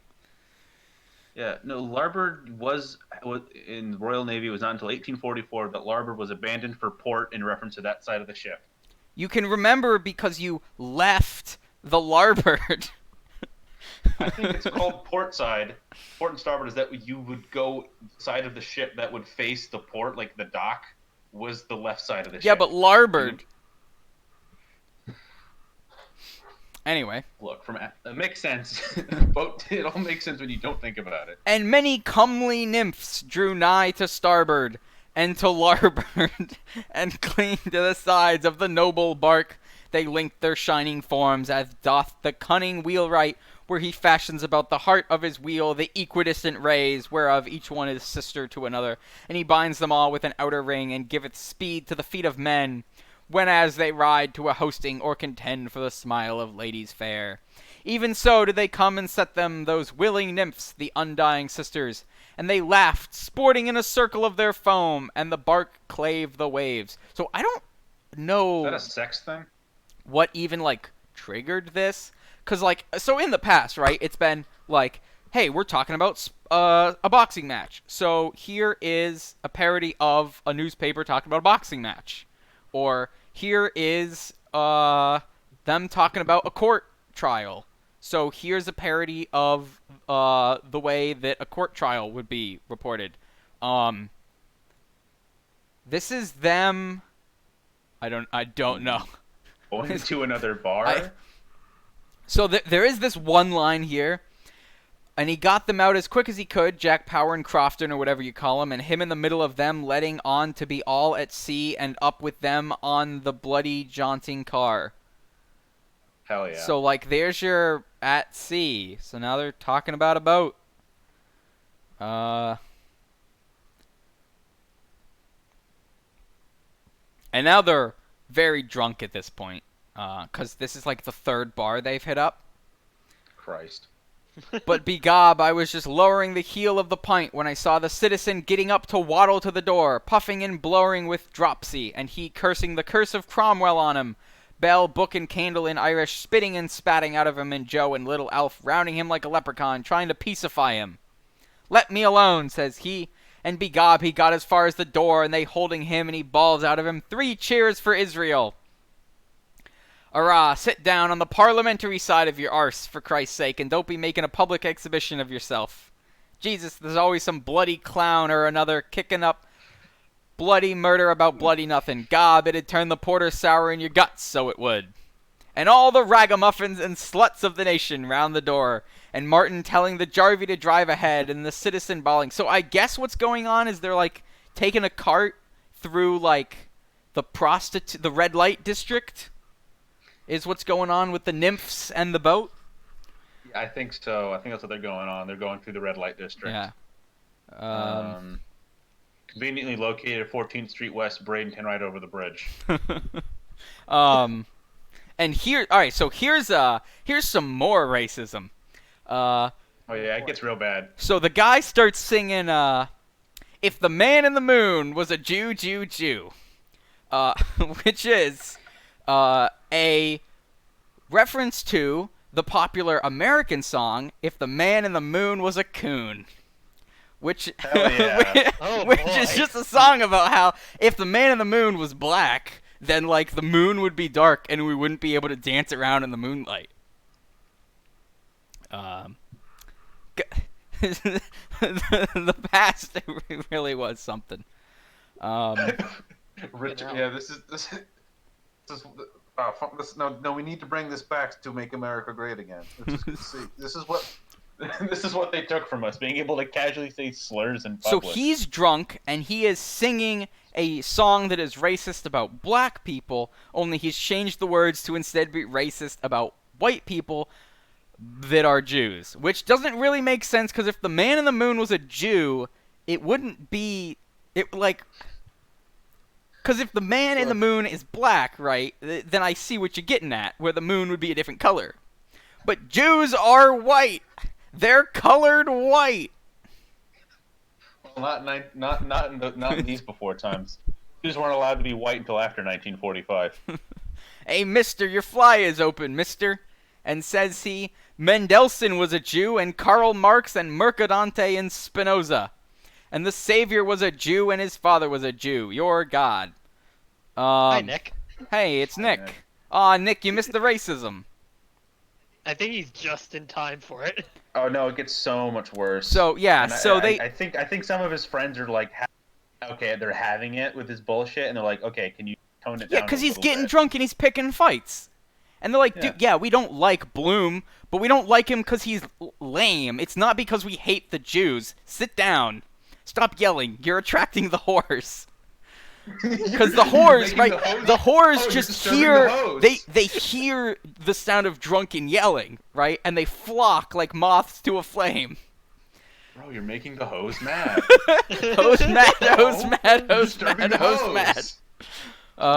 No, don't There's some don't whores disturb the in hose. this house. There's some whores in this house. So I think that this is Bloom saying like, will you shut up about the Jews already? You know, Jesus was a Jew and so is his dad. Got him. Got him. Facts. Interfaith dialogue achieved. Well, his uncle was a Jew, says he. Your God was a Jew. Christ was a Jew like me. And this makes the unnamed citizen real fucking mad. By Jesus, says he, I'll brain that bloody Jew man for using the holy name. By Jesus, I'll crucify him, so I will. Give us that biscuit box here. So he grabs the empty box of biscuits that they were carrying around for the dog treats. And then this cuts to a parody of the way that a newspaper would report the departure of a distinguished foreign dignitary. A large and appreciative gathering of friends and acquaintances from the metropolis and Greater Dublin assembled in their thousands to bear farewell to Nagiasagos Urim Lipoti Virag. So this is a pun here. So Nagiasagos Urim is like,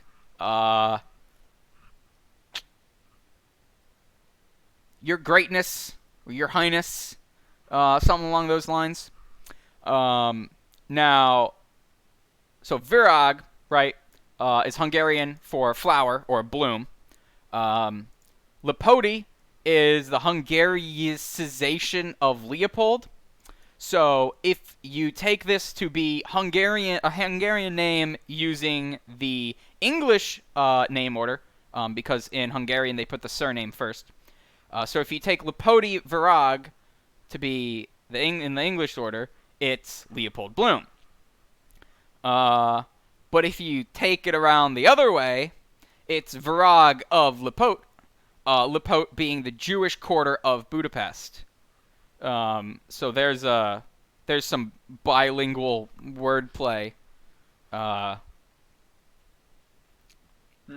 then here's some more bilingual wordplay. Not actually, this is monolingual. Zazharminx Rajugulis Dugulis. What? Shazharminx Are you having a stroke? Rajugulis Dugulis. He's having a stroke. Look, I don't speak Hungarian, okay? They got some whack phonemes. Anyway, this is Hungarian for 130 calf shepherd X. sticking into, which I believe is a bestiality joke. Oh. Ah. Or 100 Gex joke. Or a 100 Gex joke, yeah. Wait, what language is that? Hungarian. I should ask my girlfriend if she knows it. Get Shanad in here. Oh, that's a good idea. Oh, this is... Oh, no. Just kidding. It's impossible to ever get a hold of him. He just shows up sometimes. He texts me on Signal sometimes nowadays. He just True, man. He just continues to hop messaging platforms, doesn't he? Yeah. Well, Signal's good. He's got his OPSEC in place. You won't get hacked. That's for sure. Does he also only communicate via Proton Mail? I don't know. Yeah, so there's not a whole lot else to note about this passage. Other than that, they mention. Oh yeah, so the gift. Mm-hmm. The gift that they present to the esteemed Lipoti Virag is where is it here?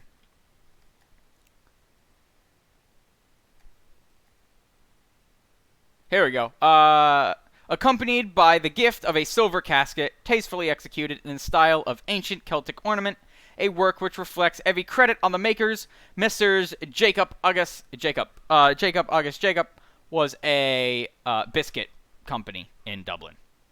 Mm-hmm. Thought you were about to say someone was a biscuit. You're a biscuit. I'm a biscuit. Amid cheers that rent the welkin responded to by answering cheers from a big muster of henchmen on the distant Cambrian and Caledonian hills.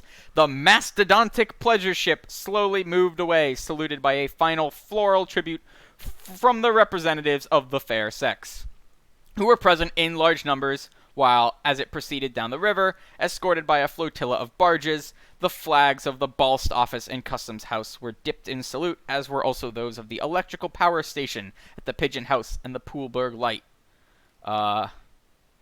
Vishjantla Chasra Kedverhatten. More throaty, more glottal. There it is. Which means, like, goodbye, my dear friend. Gone but not forgotten. As if he's dead. Yeah. So this is describing so I guess like the cart that they're in is like passing Bloom on the street or something. And the citizen just hucks the empty thing of biscuits at him. Cool. God, but the devil wouldn't stop him till he got hold of the bloody tin anyhow, and out with him, and little Elf hanging onto his elbow and shouting like a stuck pig. As good as any bloody play in the Queen's Royal Theatre. Where is he till I murder him? And Ned and JJ paralyzed with the laughing. So they're looking for Bloom so that they can bean him with this empty biscuit tin. So cool. Begob, he drew his hand and... Alright, actually I'm not sure if Bloom is like here or not here. Because they haven't said that he's there, He's in but the then space he is between there. spaces. So, we'll never know. Begob, he drew his hand and made a swipe and let fly. Mercy of God, the sun was in his eyes, or he'd have left him for dead. Gob, he near sent it into the county Longford. The bloody nag took fright, and the old mongrel after the car like bloody hell, and all the populace shouting and laughing, and the old tin box clattering along the street. So they've, he's just thrown this empty biscuit tin, yeah. And then, cuts to the final parody, of the chapter, which is a parody of the way that a newspaper would report a natural disaster. The catastrophe was terrific and instantaneous in its effect. The observatory of Dunsink registered in all 11 shocks, all of the 5th grade of Mercalli's scale, and there is no record extant of a similar seismic disturbance in our island since the earthquake of 1534, the year of the rebellion of Sunken Thomas. The epicenter appears to have been that part of the metropolis which constitutes the Inns Quay ward and parish of St. Michan, covering a surface of 41 acres, 2 roods, and 1 square pole or perch. All the lordly residences in the vicinity of the Palace of Justice were demolished, and that noble edifice itself, in which at the time of the catastrophe important legal debates were in progress, is literally a mass of ruins, beneath which it is to be feared all of the occupants have been buried alive. From the reports of eyewitnesses, it transpires that the seismic waves were accompanied by a violent atmospheric perturbation of cyclonic character. An article of headgear, since ascertained to belong to the much-respected clerk of the Crown and Peace, Mr. George Fottrell, and a silk umbrella with gold handle with the engraved initials, crest, coat of arms, and house number of the erudite and worshipful chairman of Quarter Session, Sir Frederick Falconer, Recorder of Dublin, have been discovered by search parties in remote parts of the island, respectively, the former on the 3rd basaltic ridge of the Giant's Causeway, the latter embedded to the extent of 1 foot 3 inches in the sandy beach of Haliopin Bay, near the old head of Kinsale. Other eyewitnesses depose that they observed an incandescent object of enormous proportions hurtling through the atmosphere at a terrifying velocity in a trajectory directed southwest by west.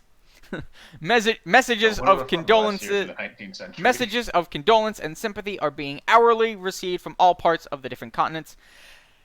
And the sovereign pontiff has been graciously pleased to decree that a special Missa pro defunctus shall be celebrated simultaneously by the ordinaries of each and every cathedral church of all the episcopal dioceses, subject to the spiritual authority of the Holy See, in suffrage of the souls of those faithful departed who have been so unexpectedly called away from our midst. The work of salvage, removal of debris, human remains, etc., has been instructed to Messrs. Michael Mead and Son, 159 Great Brunswick Street, and Messrs. T and C Martin, 77, 78, 79, and 80 North Wall, assisted by the men and officers of the Duke of Cornwall's Light Infantry, under the general supervision of R.H.R., that is, Her Royal Highness's Rear Admiral, the Right Honorable Sir Hercules Hannibal Habeas Corpus Anderson. This is obviously not a real name. KG, KP, KT, PSA, KCBM, PJ, PMB, DS, OS, OD, OMFH, MRIA, BL, Muse, Doc, PLG, FTCD, FRU, IFRCPI, and FRCSI. But what did he mean by I'll that? tell you exactly what he meant by this. Because the annotations tell me what every single one of those letters mean, and they all mean real things. Oh, cool. Yep. Are they fun things or lame things? They're boring. Cool. So KG, Knight of the Garter. KP, Knight of the Order of St. Patrick. KT, Knight Templar. PC, Privy Councillor. KVB, Knight Commander of the Bath. MP, Member of Parliament. JP, Justice of the Peace. MB, Bachelor of Medicine. DSO, Distinguished Service Officer. SOD, SOD, which is short for sodomist. That was kind of funny.